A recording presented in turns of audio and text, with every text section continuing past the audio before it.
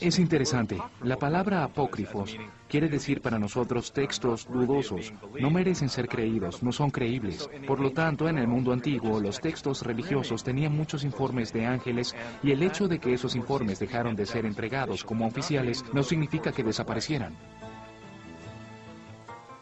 Muchos de estos libros ocultos le pedían prestados personajes a la Biblia hebrea. Sin embargo, las historias apócrifas adornan las historias bíblicas, variando en ángeles y demonios. Entre los más conocidos está el libro de Enoc. ¿Quién es Enoc? En la Biblia hebrea aparece en 3 oraciones. 3 oraciones. Decía que una de las ancianas había dado a luz un hijo llamado Enoc. Y dice de la manera siguiente: Enoc vivió 365 años.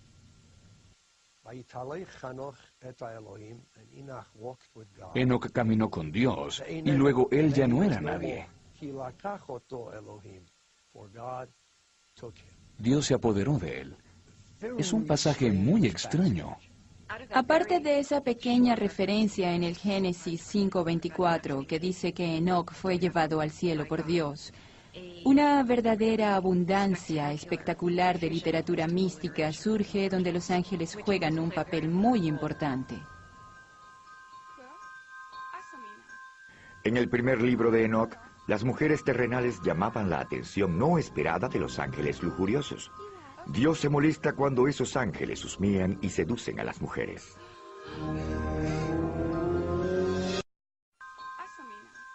En el primer libro de Enoc, las mujeres terrenales llamaban la atención no esperada de los ángeles lujuriosos. Dios se molesta cuando esos ángeles husmean y seducen a las mujeres. Los ángeles envían a Enoc al cielo para que se queje con Dios, para que evite el castigo o para que lo reduzca. Dios, conociendo lo correcto que es Enoc, está sorprendido de que los ángeles tuviesen el chuspas de enviar al hombre correcto como su intermediario. Sin embargo, Dios no se deja influenciar y envía una gran inundación para acabar con los desagradables hijos que resultaron de las uniones ilícitas de los ángeles. A pesar de eso, Dios aún está a favor de Enoc, que se transforma en Metatron, el superángel del mito y la leyenda judía. Además de las legiones de ángeles buenos, los textos ocultos también están llenos de ángeles malos. En los textos apócrifos judíos surge la idea zoroastriana de un espíritu destructivo y demoníaco. Hay una notable dualidad en el judaísmo, en interpretaciones de las historias bíblicas en las que previamente algunas fallas humanas eran responsables de unos problemas. Ahora pensamos que el problema se le atribuye a la intervención de un demonio. Un archidemonio, Samuel, se vuelve loco en el segundo libro de Enoc, donde es identificado como el príncipe de los demonios. En algunas obras, Samuel es representado como el ángel de la muerte, quien toma veneno mortal de la punta de una espada para dárselo en la boca a un moribundo. La salida de Satanás del cielo no aparece en toda la Biblia hebrea, pero se consigue en el texto apócrifo La vida de Adán y Eva. En ese texto, Satanás enfurece a Dios al desobedecer la orden divina de adorar a Adán. Satanás intenta justificar su rechazo, argumentando que él fue hecho primero y que por lo tanto tiene un rango superior al de Adán. Pero Dios no lo acepta, y Satanás es expulsado del cielo solo para convertirse en el arquitecto de toda la maldad. Luego aparece Lilith, una demonia sensual. Lilith había ganado popularidad por el hecho de que la Biblia hebrea no incluye una, sino dos historias de Dios creando a una mujer. Según el primer capítulo del Génesis, Dios creó al hombre a su imagen y semejanza. Para citar, creó al hombre y a la mujer. En unos versículos posteriores, Dios le crea a Adán una mujer y la crea de una de sus costillas. La Biblia no revela ninguna razón para esa segunda historia. Pero los seres humanos siempre quieren saber más. sobre todo cuando se trata de relaciones, y la principal relación es la de Adán y Eva. Y entonces, ¿qué ocurrió? La explicación propuesta en muchos libros apócrifos es que Adán había tenido otra esposa anterior a Eva. Esa mujer era Lilith, que era una mala mujer, una mujer con pasado. Lilith era una divinidad cananita. Las historias sobre ella entraron en la tradición judía. No aparecen en el libro del Génesis, pero las conseguimos en los libros apócrifos de la Biblia y en el folclore hebreo. Con relación a aspectos sexuales, se rehusaba a obedecer a Adán, que le decía, así lo vamos a hacer. Y ella le contestaba, ¿es una orden? Yo soy tan criatura de Dios como tú. Ella era más lista y más poderosa que él. Generalmente a los hombres no les gusta eso en las mujeres y se van, pero ella maldijo a Eva, la nueva esposa de Adán, por celos. Según la historia, Lilith fue desterrada al océano que quedaba más lejos y que no podía conseguirse. Luego se convirtió en la madre de todos los demonios, mujeres, y se casó con Samuel. Entonces Samuel y Lilith forman la pareja sin gloria de la historia mística judía. Son ángeles muy, pero muy malos. Pero aun cuando muchos de los textos apócrifos estaban siendo escritos, una nueva secta de judaísmo era propagada por toda la Tierra Santa. Sus seguidores adoptaron el rico legado del judaísmo de los ángeles.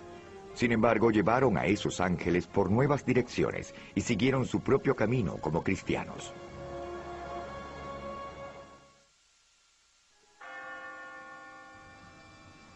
Al menos desde el exterior es fácil confundir una religión estadounidense con una europea o una cristiana. Pero en su nacimiento y en los años de formación, el cristianismo era una religión mediterránea. Surgió en un vecindario mezclado de influencias judías, greco-romanas y zoroastrianas. Los ángeles cristianos reflejan esa mezcla. Cuando los seguidores de Jesús se alejaron del judaísmo para practicar lo que se convertiría en el cristianismo, se llevaron el Viejo Testamento y a los ángeles. Gabriel, el ángel mensajero del libro de Daniel, tiene el mismo papel en el Nuevo Testamento. Incluso Gabriel anuncia uno de los acontecimientos centrales del cristianismo. Según el Evangelio de San Lucas, es Gabriel quien informa a la Virgen María que será la madre de Jesús, el Hijo de Dios. El sorprendente encuentro entre el ángel Gabriel y la Virgen María es representado en numerosas pinturas. En algunas, María es pintada con un rostro de sorpresa, pero la mayoría de las veces es de rendición. La verdadera historia indica un enfrentamiento más enérgico entre los dos. María reta a Gabriel y le dice, ¿cómo puede ser posible si no conozco a ningún hombre? Básicamente, el ángel le informa algo que ella considera, al igual que lo haríamos nosotros, incomprensible, absolutamente impensable e imposible. Debido a la importancia de Gabriel para el cristianismo, quizás es sorprendente que también asuma un papel en la mitología griega. En esa mitología, el dios Hermes escoltó a las almas de los muertos al cielo. La idea es que la transición de esta vida al próximo mundo es un viaje peligroso. Y es comprensible que debido a los peligros del viaje, es muy importante que haya un guía angelical. Y en el cristianismo, esa es una tarea del ángel Gabriel. En esta escultura medieval, Gabriel baja del cielo hasta la Virgen María que reposa en su lecho de muerte. Luego él vuelve al cielo arrastrando su alma. Estas imágenes tienen sus raíces en la época antigua. Querías ser protegida por alguien cuando llegaras al punto más peligroso y difícil de tu vida, que es la muerte. Y era representado en todas las culturas, con criaturas con alas, con seres con alas. Y creo que era obvio que el cristianismo se apoderó de eso. Es obvio que los primeros cristianos también recurrieron a la Biblia hebrea, reinterpretando historias como la evocadora visión de los ángeles según Ezequiel. Este los describió como figuras humanas, pero con 4 rostros, uno humano, y los otros eran de un león, un buey y un águila. En esas 4 caras, los cristianos encontraron símbolos de los 4 escritores del Evangelio: Mateo, Marcos, Lucas y Juan. Los primeros teólogos cristianos también adoptaron libros apócrifos del judaísmo, a los que les dieron un estatus completo de textos canónicos y sagrados. El ejemplo más destacado es el libro de Tobías, con su personaje central, el arcángel Rafael. Rafael sirve como mentor y guía de Tobías, el hijo de Tobit, a quien le encomiendan una difícil tarea: esforzarse para encontrar un remedio para la ceguera de su padre. Lo interesante de ese libro es que demuestra no solo la intercesión momentánea de un ángel, sino también una relación actual entre un ser humano y su guía, su ángel. El texto también presenta a un villano, un ángel malvado y demoníaco llamado Ashmedai o Asmodés. En el libro de Tobit se destaca un demonio llamado Ashmedai. Ashmedai es una criatura zoroastriana.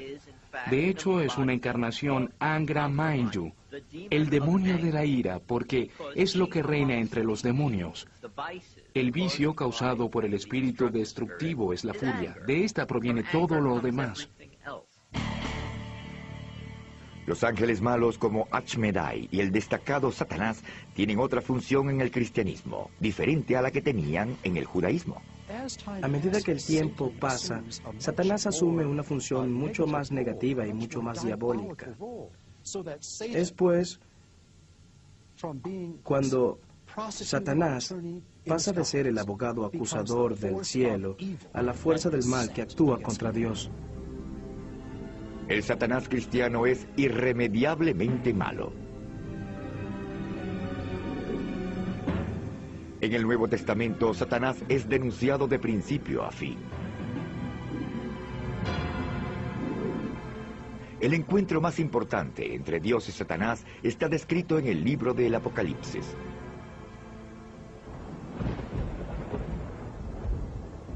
El sol escupe llamaradas que incineran el mundo. Terremotos acaban con las montañas desde el fondo y el cielo comienza a caer.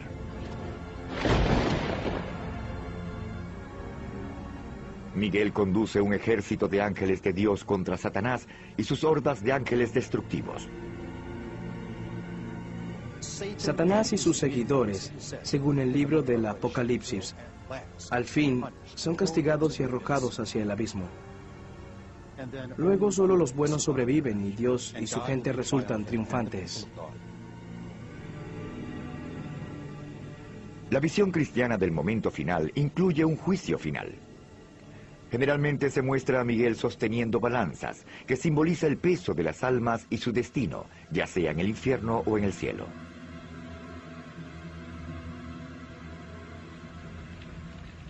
Durante siglos, los teólogos cristianos han escrito bastante sobre la naturaleza de los ángeles. Entre las obras que ejercieron más influencia estaba un texto del siglo IV, la jerarquía celestial. La jerarquía celestial es importante para nosotros porque establece detalladamente 9 clases de ángeles. Los cielos están divididos en 3 jerarquías y 3 niveles en cada jerarquía. Cada jerarquía tiene un nombre, un tipo de ángel con sus obligaciones específicas. Aunque ahora no están muy claras, estas categorías de ángeles o coros guiaron a la Iglesia durante miles de años, hasta el 1500. Algunos coros aún son familiares. Los serafines eran el rango más alto, el más cercano a Dios. Los más cercanos al mundo material, los ángeles comunes de todos los días, eran el rango más bajo. Era el grupo más apropiado para el contacto con los seres humanos. Los arcángeles, literalmente jefes, los ángeles más importantes, supervisaban a los ángeles inferiores. Según la leyenda, también servían como guardianes de algunas personalidades más importantes, como jefes de Estado o líderes religiosos. La jerarquía celestial menciona a 7 arcángeles. En el siglo VIII, se eliminaron 4 de la lista porque aparecieron en obras apócrifas. Cuando los protestantes se separaron de la Iglesia en el año 1500, degradaron el libro de Tobías a los apócrifos y sacaron a Rafael de la lista. Actualmente Rafael y el libro de Tobías solo se consiguen en la versión católica del Viejo Testamento. Pero los ángeles y los demonios no eran exclusivos de los textos religiosos, también aparecieron en las obras literarias. Uno de los libros con más influencia, cuyo tema eran los ángeles, era El Paraíso Perdido, un poema épico escrito por John Milton a finales del 1600. El Paraíso Perdido está lleno de ángeles, buenos y malos. En realidad, Milton inventó la palabra pandemonio para el nombre de la capital del infierno. Las diversas representaciones de los ángeles en la literatura, la teología y sobre todo en el arte comparten un tema común. Los ángeles son indicadores, anunciando la presencia de Dios. Piensen, por ejemplo, en las imágenes de la madre y del niño, o en las imágenes de Cristo en el trono. Ambas imágenes están rodeadas de unos ángeles o de un ejército de ángeles. Intenten ver las imágenes sin los ángeles y perderán un poco su poder divino. Durante los siglos, el cristianismo le ha puesto un sello diferente a la tradición de los ángeles ricos, heredada del judaísmo. Además, la literatura cristiana agregó nuevos ángeles. En el primer libro de Enoc, las mujeres terrenales llamaban la atención no esperada de los ángeles lujuriosos. Dios se molesta cuando esos ángeles husmean y seducen a las mujeres.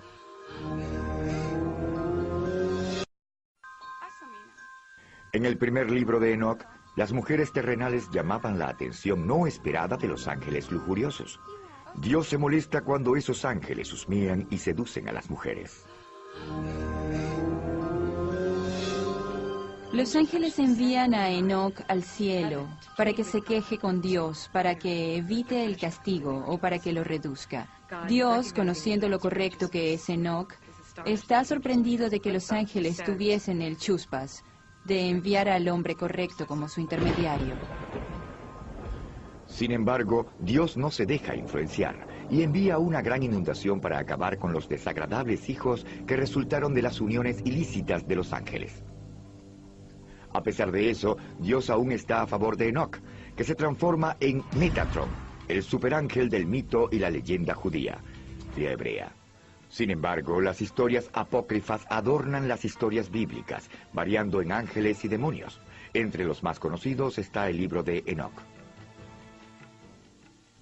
¿Quién es Enoc? En la Biblia hebrea aparece en 3 oraciones. 3 oraciones.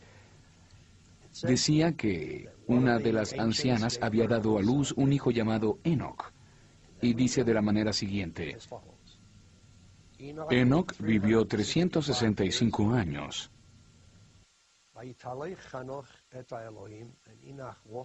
Enoc caminó con Dios y luego él ya no era nadie. Dios se apoderó de él.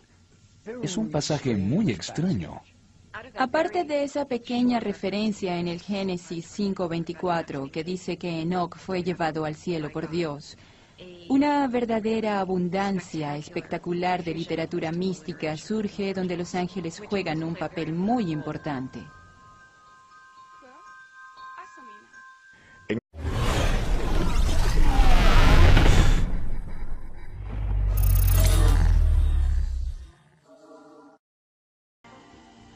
Es interesante. La palabra apócrifos quiere decir para nosotros textos dudosos. No merecen ser creídos, no son creíbles. Por lo tanto, en el mundo antiguo, los textos religiosos tenían muchos informes de ángeles y el hecho de que esos informes dejaron de ser entregados como oficiales no significa que desaparecieran. Muchos de estos libros ocultos le pedían prestados personajes a la Biblia.